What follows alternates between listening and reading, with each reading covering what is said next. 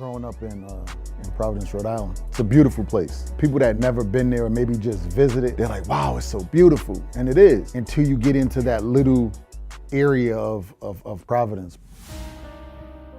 You know, growing up there, when crack came, everybody was just out hustling. You know, so just imagine being, 7 years old, 6 years old, and you're going out in the playground, and you got crack bottles on the ground, and you got, grown men, grown women asking you if you got something. That was the whole environment. That's how you came up. You look at everybody with money, your mother's broke, you're broke, so you just want to be a part of that in crowd. So for all my life, I've been looking at dark situations, and my goal was always to find a little bit of light to pull me through it. Some people want to leave them environments and go do something else with their life, and most of them don't make it. Hey, I'm Kai Butler. I'm from the Academy of Virginia Randolph, a school counselor here. And today we heard from an awesome speaker just in terms of, not just stopping at one spot, just continuing to move forward, creating a vision, creating a goal, writing it down, working on it every day. So he talked to a lot of the seniors, and it was really helpful to kind of hear that so the seniors can put those things into perspective and not think about the moment, but think about 10, 15 years from now, what does that look like for you? So hopefully, it went in one ear and stayed there. But thank you for coming out and sharing your story. We definitely appreciate it. I learned not to worry about people. Humility comes before honor. Yes, sir. And I looked at myself and I said, Pierre, what got you from a high school dropout, homeless, sleeping in cars, not knowing when you was going to eat, running the streets, hustling from 10 years old to 29 years old where your wife is embarrassed, don't bring you to no job functions, because what I'm going to say, I'm in construction, right? Everybody uses the construction thing. And I said, I used the old me to create the new me, so why am I embarrassed, right? And I said to myself, I don't know the steps, but I got a lot of hustle. I got a lot of grind. I went to Hood University. Anybody know what that is? Yeah. Any ghetto in America. Yeah. Right? What I realized is I don't have the college degree. I don't have the Yale education. But the education I have, there's not a soul in the world if you don't come from my environment you can pick up. My name is Keelan Mayo, and I'm a teacher here at Virginia Randolph in Richmond, Virginia.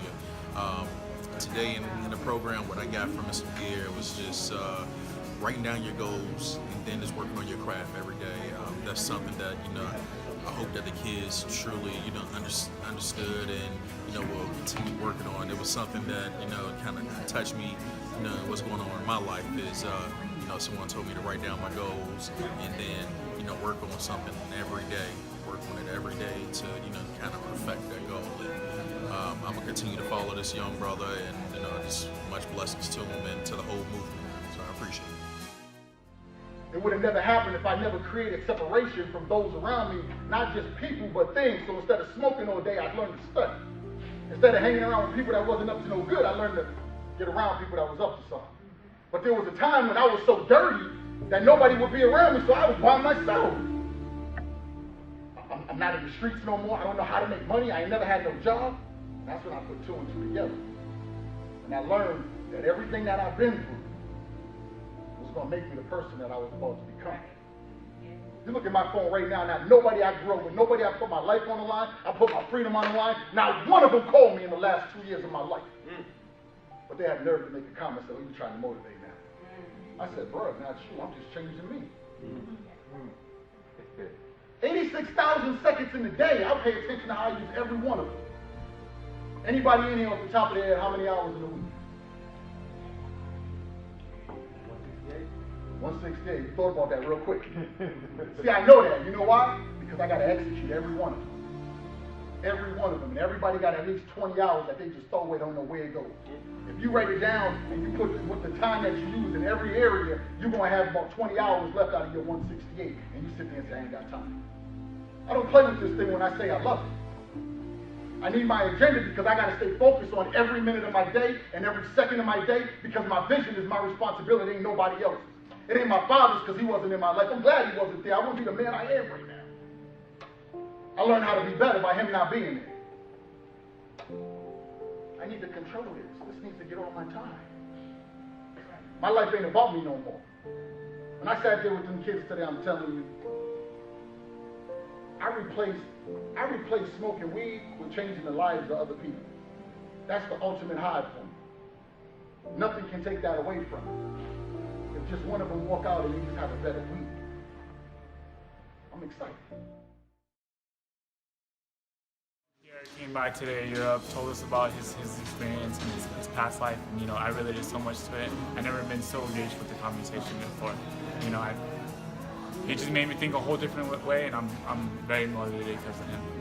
Everything Pierre says today resonated with me, and usually most of the speakers don't speak from the heart like he did. Well, they do, but not like he did, and he really connected with me. And I just, now that he's saying that you have to struggle to, you know, get where you want to be, I'm definitely going to consider that all the time. Hello, I'm Coach Toriano Morgan with Virginia Union Football.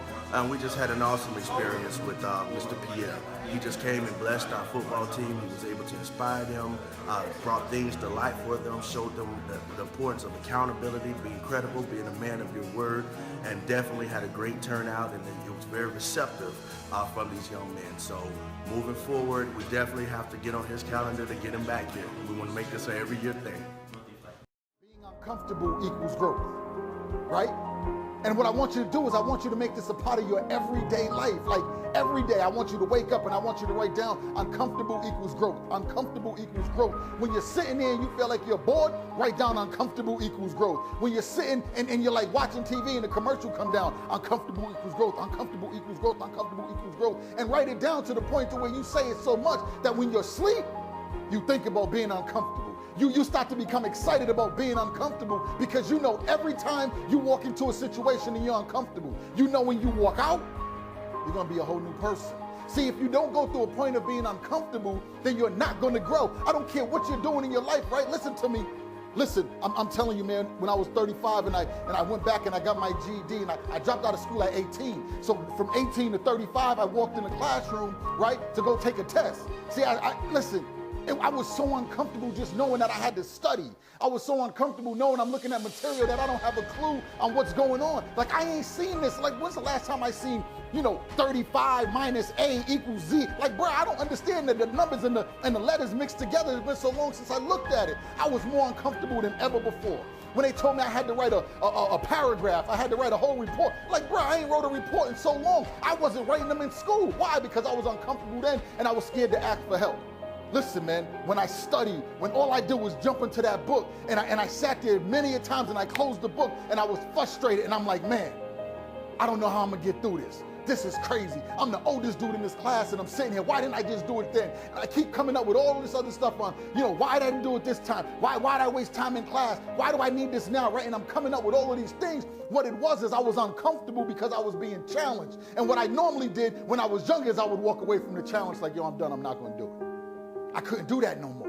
I had to face these things, and I'm telling you, when I got to the point and I went in there after studying for weeks for this test, when I went in there and I smashed each one of these tests the first time around, listen, man, I wasn't uncomfortable anymore. I was comfortable and I was focused and I was ready to conquer whatever it was that was in front of me. I'm telling you, when you get to that point, when you feel like you want to quit, when you get to the point and you feel like you want to give up, it's only because you're uncomfortable doing what you're doing. You would go into anything, and if someone just told you, I promise you're going to make it, and it was guaranteed you're going to pass the test, if it was guaranteed you're going to win the contest, you would go into it like excited about it. But because you're not sure and you're uncomfortable, you do one or two things. You walk away or you go ahead and you face being uncomfortable.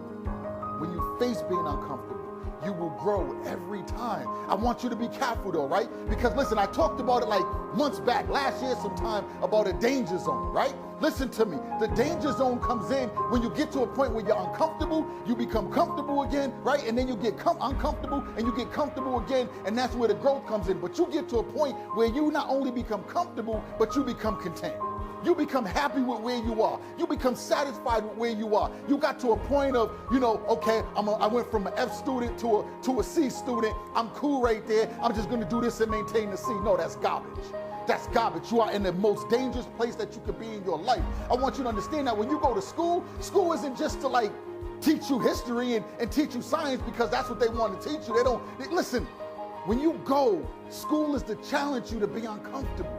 School is to put you in a position where you begin to understand, man, I was uncomfortable going into this English class because maybe my spelling was screwed up or my reading was bad or I just couldn't write right. I didn't know where to put my commas in. I didn't know where to put the quotes. I didn't know how to do any of it. Listen, what it's getting you ready for is it's getting you ready for life. Because in life, you will have to repeat the same process. You will be comfortable, and then you have to get uncomfortable. And when you're uncomfortable, you grow. And I need you to keep repeating that. And if you become a master at repeating, if you become a master at convincing yourself that every time you're uncomfortable, you will grow, life will change for you. Jeff Milner, the associate principal for the Academy of Virginia Randolph. Today was a blessing because Pierre Evans came in, he worked time within his schedule, took away fifth quarter living, utilized those Saturdays and Sundays because most people take that time off. When they're taking that time off, you still should be working and grinding to ensure you're working towards your dream, not just a goal. Because people let down on goals, work toward a dream. Every morning I get up to work for my child. So that's the thing I take from that. Keep pushing, keep working. Fifth quarter, it's the way to go.